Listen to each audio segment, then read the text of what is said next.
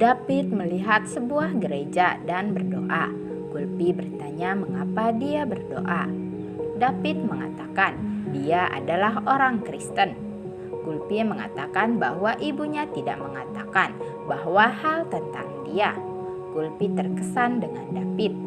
David dan Kulpi sampai di rumahnya, dan Kulpi sangat senang sampai di rumahnya sendiri. Sikandar kembali ke rumahnya. Ibu Sikandar patah hati saat dia kembali dengan tangan kosong. Kulpi melihat bahwa David memiliki 4 kunci di pintu rumah. David mengatakan bahwa dia telah menyimpannya agar dia tidak melarikan diri. Kulpi memasuki rumah dan melihat kegelapan di sekitarnya. Sikandar berteriak pada Lopeli dan mereka bertengkar. Mahinder meminta mereka untuk tidak berkelahi dan malah memberitahu polisi. Ibu Sikandar menangis terseduh-seduh untuk Kulpi. Mahinder meminta Sikandar untuk menghubungi teman polisinya. David menyebut Kulpi sebagai Josu dan mengatakan bahwa mulai sekarang namanya adalah Josu. Kulpi setuju. Kulpi mengatakan bahwa dia akan mendekorasi rumah. Kulpi mencoba memasuki sebuah ruangan, tetapi David melarangnya. Amira memberitahu Lopeli semua kebenaran tentang apa yang telah dia lakukan. Lopeli memberitahu Amira bahwa dia telah melakukan hal yang salah karena Kulpi bisa mendapat masalah. Kulpi memulai hidup baru dengan David. Lopeli meminta Amira untuk tidak memberitahu siapapun apa yang telah dia lakukan.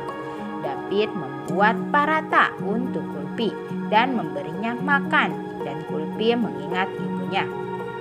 Kulpi mendesak David untuk menyanyikan sebuah lagu, tapi Kulpi menolak. Inspektur polisi menginterogasi Amira dan teman-temannya tentang bagaimana Kulpi hilang saat bermain dengan mereka. Inspektur polisi bertanya kepada Amira, mengapa dia tidak pergi menemui pria yang pergi bersama Kulpi. Lopeli dan Sikandar bertanya kepada inspektur mengapa dia menghabiskan begitu banyak waktu untuk menginterogasi anak-anak. Inspektur menegur Sikandar. Inspektur bertanya kepada ibu Sikandar mengapa dia begitu sedih karena Kulpi pergi. Ibu Sikandar mengatakan bahwa dia adalah cucunya. Sikandar menjelaskan bahwa Mahinder berencana mengadopsi Kulpi. Inspektur mengatakan bahwa mereka tidak dapat menganggap kasus ini sebagai penculikan sampai mereka mendapat panggilan penculikan. Lopeli memperlihatkan foto Kulpi kepada polisi, dan polisi memperhatikan ekspresi putus asa pada Kulpi. Kulpi sedang tidur dan David mengajak istrinya di kursi roda untuk menjenguknya. Kulpi sekali lagi memimpikan Sikandar sebagai ayahnya. Kulpi bangun dan memarahi dirinya sendiri karena melihat mimpi seperti itu. Kulpi berdoa kepada Yesus untuk tidak membuat Sikandar datang dalam mimpinya sebagai ayahnya. Kulpi berpikir bahwa dia tidak bisa bertemu siapapun sebelum pergi. Sikandar benar-benar hancur. Lopeli bertanya kepadanya mengapa dia menangis begitu banyak, seolah-olah dia adalah putranya sendiri. Sikandar mengatakan bahwa dia merasa ada bagian dari hatinya yang direnggut. Oke guys, sampai di sini dulu ya pembahasan di episode kali ini.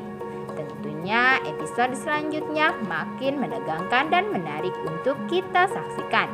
Tentunya jangan lupa untuk subscribe, like, dan komen terlebih dahulu ya di channel ini, supaya kalian semua tidak ketinggalan info-info terbarunya.